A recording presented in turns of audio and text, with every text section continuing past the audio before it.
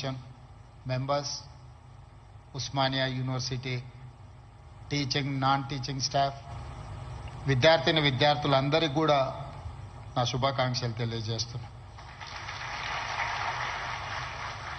Osmania university అనే పదం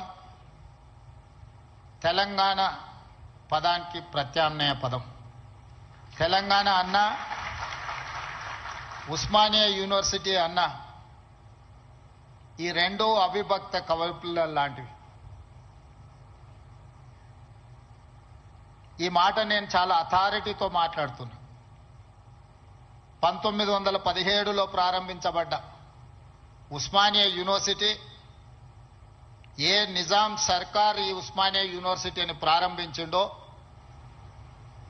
1935 వచ్చే సమయానికి నిజాం నవాబును పొగుడుతూ పాడడం కాదు, ఉస్మానియా యూనివర్సిటీ గడ్డ మీద నుంచి దేశ స్వతంత్రం కోసం పాడుతున్న వందే మాతరాన్ని పాడి వినిపించిన పివి నరసింహారావు గారి ఈ గడ్డ మీద నుంచే, ఈ ఉస్మానియా యూనివర్సిటీ నుంచే ధిక్కార స్వరాన్ని వినిపించిండు.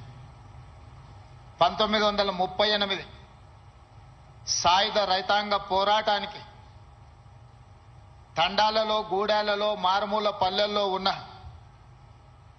ఎర్రజెండ మోసినోళ్ళు ఎందరో మంది ఆనాడు ఉద్యమ బాట పట్టినప్పుడు ఉస్మానియా యూనివర్సిటీ అండ మీద, ఈ గడ్డ మీద చర్చ జరిగింది. ఆ అంశమే కాదు, ఈ ఉస్మానియా యూనివర్సిటీకి ఒక గొప్ప చరిత్ర ఉన్నది. జాతీయ స్థాయిలో హోంమంత్రిగా పనిచేసిన శివరాజ్ పాటిల్ నుంచి మొదలు పెడితే దేశ రాజకీయాలనే శాసించి ప్రపంచ దేశాలతో పోటీ పడగలిగిన ఆర్థిక బలోపేతమైన దేశంగా తీర్చిదిద్దిన పివి నరసింహారావు గారు ఈ ఉస్మానియా యూనివర్సిటీ విద్యార్థిని. వీరే కాదు, తొలి తెలంగాణ ఉద్యమానికి నాయకత్వం వహించిన ఆనాటి డాక్టర్ చెన్నారెడ్డి గారు, మల్లికార్జున్ గౌడ్ గారు, మదన్ మోహన్ లాంటి వాళ్ళు ఈ ఉస్మానియా యూనివర్సిటీని విద్యార్థులే అని ఈరోజు మనం గుర్తు చేసుకోవాలి.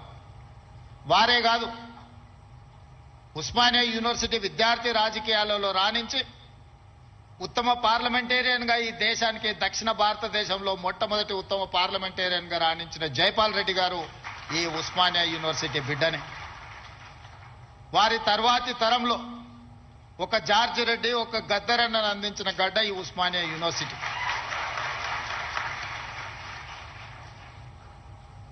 ఆ తర్వాత చాలా మంది ఈరోజు ఇక్కడ ఉన్న తెలంగాణ ఉద్యమంలో క్రియాశీలక భాగస్వామ్యం తీసుకున్న ఎంతో మంది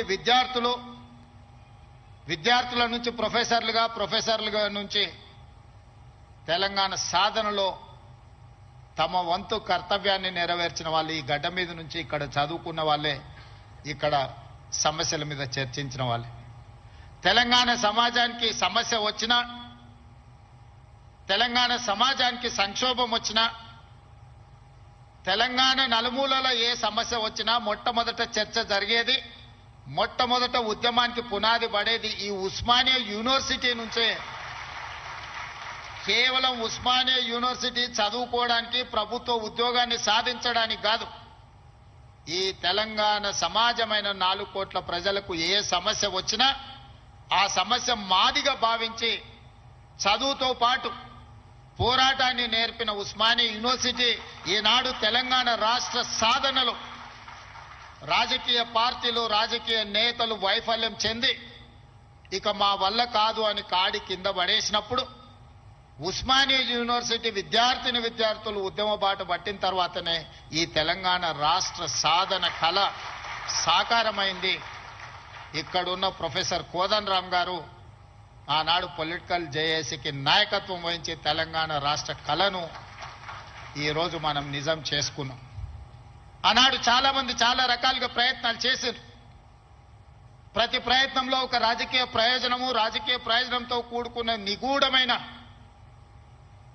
ఒక ప్రణాళిక, ఆలోచన ఉండడం వల్ల ఆ రాజకీయ నాయకుల యొక్క రాజకీయ ప్రయోజనం కోసం ప్రయత్నం చేస్తున్నప్పుడు వాళ్ళని సంపూర్ణంగా సమాజం విశ్వసించాలి.